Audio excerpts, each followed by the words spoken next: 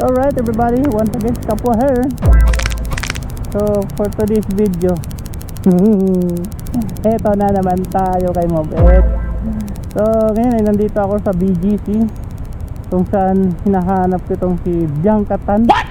Kasi gusto ko siyang pick upin eh. Bianca Tan, nasaan ka naman? Dito na ako. Tumatanggap ako ng debit card. Pero make sure na may laman yan ha. Kasi alam mo ba kung saan ko i-swipe? Sa puwet mo.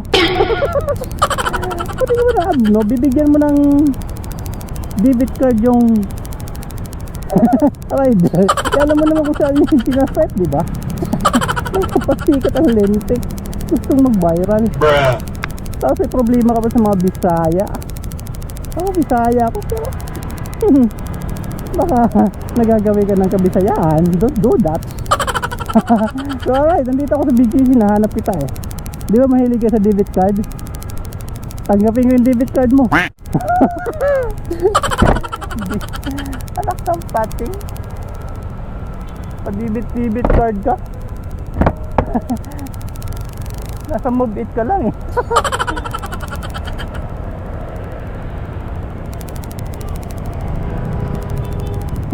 Pagka ganito na-traffic dito ay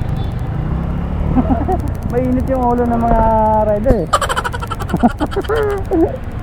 Tapos may pa-debit card ka. Saka hindi lang naman ikaw may debit card ah.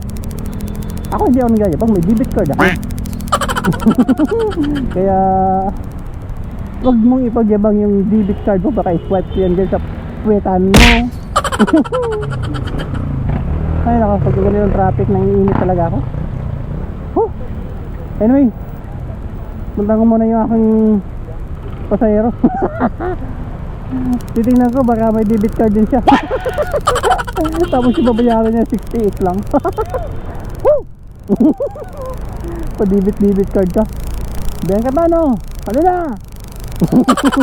Andito ako sa may Grand Hyatt. Nagkikipagbuno sa traffic. Alright, tara. Mayroon pa naman akong pasahero ngayon. Kahit traffic, pinupuntahan ko. Tapos bayaran mo ako ng debit card.